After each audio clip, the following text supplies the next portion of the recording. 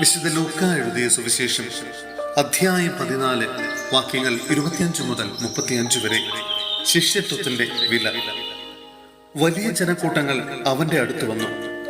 അവൻ തിരിഞ്ഞ് അവരോട് പറഞ്ഞു, സ്വന്തം പിതാവിനെയും മാതാവിനെയും ഭാര്യയെയും മക്കളെയും സഹോദരന്മാരെയും സഹോദരിമാരെയും എന്നല്ല, സ്വജീവനെ തന്നെയും വെറുക്കാതെ എൻ്റെ അടുത്ത് വരുന്ന ആർക്കും എൻ്റെ ശിഷ്യനായിരിക്കുവാൻ സാധിക്കുകയില്ല.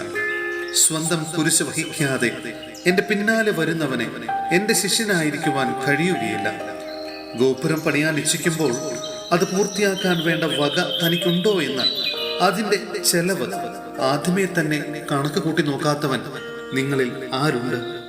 അങ്ങനെ ചെയ്യുന്നില്ലെങ്കിൽ അടിത്തറ കെട്ടിക്കഴിഞ്ഞ് പണി മുഴുവനാക്കാൻ കഴിയാതെ വരുമ്പോൾ കാണുന്നവരെല്ലാം അവനെ ആക്ഷേപിക്കും.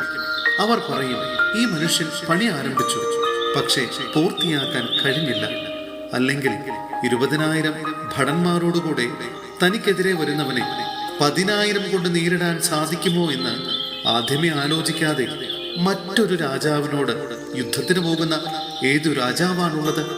അത് സാധ്യമല്ലെങ്കിൽ അവൻ ദൂരത്തായിരിക്കുമ്പോൾ തന്നെ ദൂതന്മാരെ അയച്ച് സമാധാനത്തിന് അപേക്ഷിക്കും. ഇതുപോലെ തനിക്കുള്ളതെല്ലാം ഉപേക്ഷിക്കാതെ നിങ്ങളെല്ലാവർക്കും എൻ്റെ ശിഷ്യനാവുക സാധ്യമല്ല. ഉപ്പ് നല്ലതു തന്നെ, എന്നാൽ ഉറകെട്ടുപോയാൽ അതിനെ എങ്ങനെ ഉറകൂട്ടും? മണ്ണിനോ വളത്തിനോ അത് ഉപകരിക്കുകയില്ല. ആളുകൾ അത് പുറത്തെറിഞ്ഞു കളയും. കേൾക്കാൻ ചെവിയുള്ളവൻ കേൾക്കട്ടെ. സഹോദരരെ, എബ്രായർക്കുള്ള ലേഖനം അധ്യായം 10 വാക്യങ്ങൾ 11 മുതൽ 18 വരെ. എന്നേക്കുമുള്ള ഏകബലി. പാപങ്ങൾ അകറ്റാൻ കഴിവില്ലാത്ത ബലികൾ ആവർത്തിച്ചർപ്പിച്ചുകൊണ്ട് ഓരോ പുരോഹിതനും ഓരോ ദിവസവും ശുശ്രൂഷ ചെയ്യുന്നു. എന്നാൽ അവനാകട്ടെ പാപങ്ങൾക്ക് വേണ്ടി എന്നേക്കുമായുള്ള ഏകബലി അർപ്പിച്ചു കഴിഞ്ഞപ്പോൾ ദൈവത്തിന്റെ വലത്തുഭാഗത്ത് ഉപവിഷ്ടനായി. ശത്രുക്കളെ തന്റെ പാദപീഠമാക്കുവോളം അവൻ കാത്തിരിക്കുന്നു. വിശുദ്ധീകരിക്കപ്പെട്ടവരെ അവൻ ഏകബലി സമർപ്പണം വഴി എന്നേക്കുമായി പരിപൂർണരാക്കിയിരിക്കുന്നു.